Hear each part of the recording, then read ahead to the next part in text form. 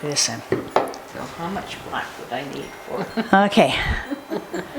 So hi guys, this is Doreen Valine. We're back for a Christmas show. Well, that's why I'm wearing red. So I got with me Lorna and Sandy, and we're continuing on a little Christmas project. We should show you the pictures. They're right here. You want to hold that picture up? So that's the one. And whoop, that's Sandy's picture. You see it up close? That's good.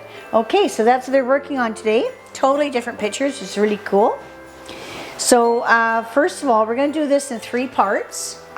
And so it'll be 3 different videos. And the first video, we're going to do the background. And backgrounds are really important. Sometimes we don't think about the background. We think, oh, we could just do white or whatever, do black. But sometimes, you know, the background will really bring out your picture and make it pop. And that's what we're trying to do today. We want this to pop. So we got a little quail there that's absolutely cute. He's brown and lighter brown. And we want to make that little guy pop. And a way to make brown pop is use turquoise. So that's a really good color to use. And we'll probably lighten it up with some white. So just to show you here. A little painting like this. We've got a little tiny canvas like this. I glued it on to a base so they could paint their sides. And so we got some blue here.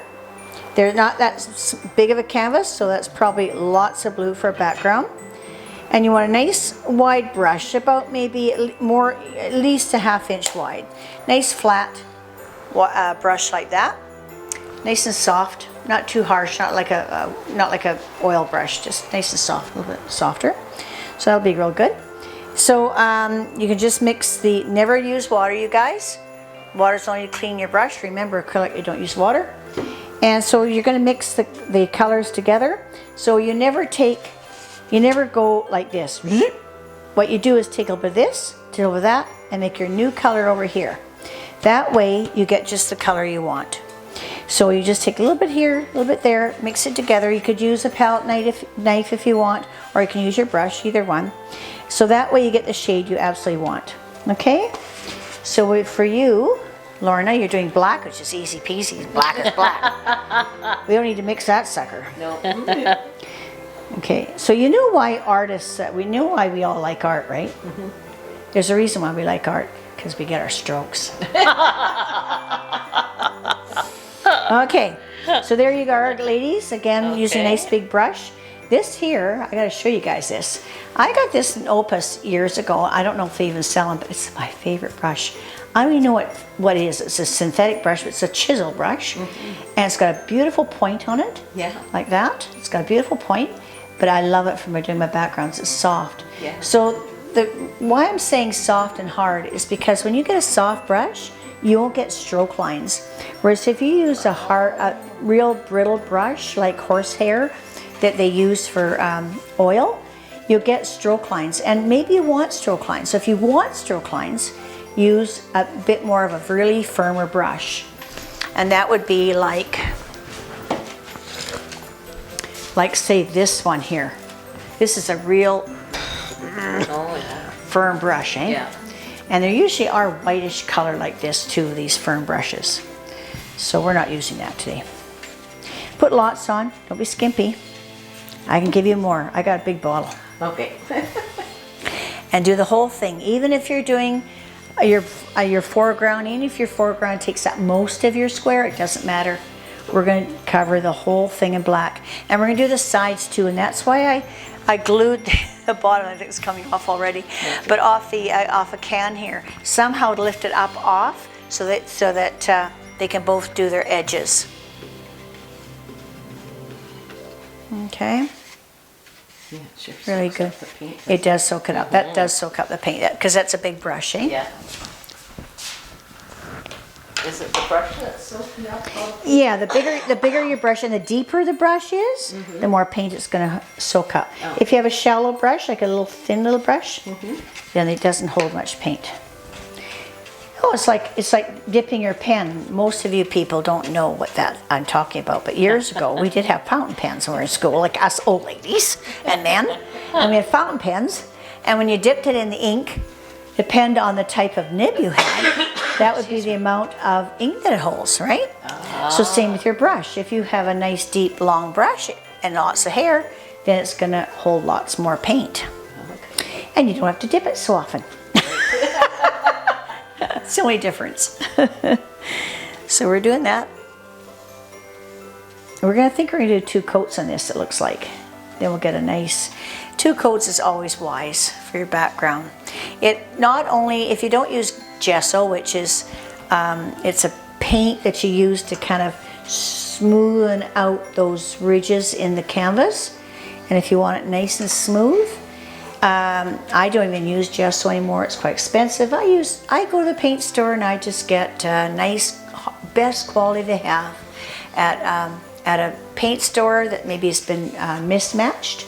Oh, okay. And I'll get like a white. I like whites or a soft white, and I will buy it from them, and I get a really good deal. So I get like just a quart of their best paint in white, and I use that. Oh. So if you want it really smooth, you might even put 3 coats on. Oh. And that would get rid of all your ridges. So you look at your picture, like this picture here, the little guy here. Like I'd want that smooth. Right. And then what we could do is after you get it smooth, then use texture.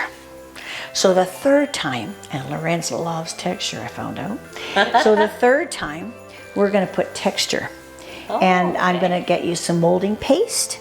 And then I got thinking the other day, I'm gonna experiment with, I think it's called putty, or they use it to do drywall, mudding for drywall. And I think that's a type of putty. So I'm gonna buy some little pots of already mixed putty. And I'd like to sort of practice at creating flower petals and bring them up with my finger right off the thing. Okay. And make real big deep ridges. Right. And then, so we'll experiment with that next time, but I think we're gonna try some of that with this time with you. I don't know if we have time for it to dry though. We'll see, we'll work on it.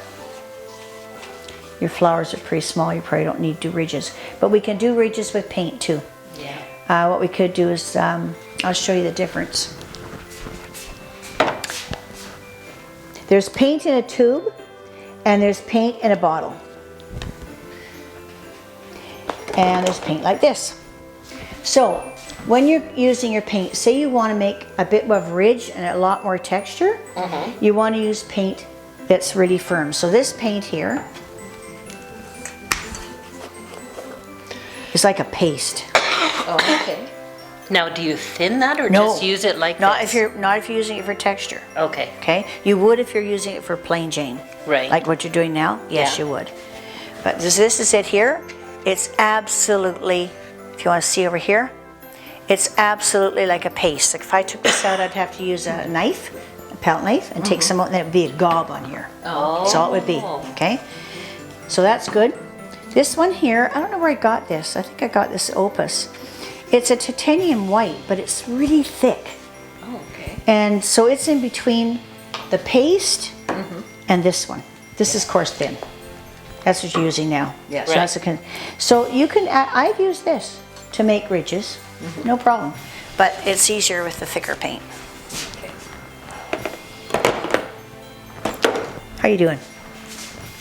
This one is kind of dry now. Okay, so we probably could take a little break and I'll get the hair dryer out and that dries it real quick and we'll be right back in a minute. Okay? Perfect. Perfect. Sounds good. See you in a bit.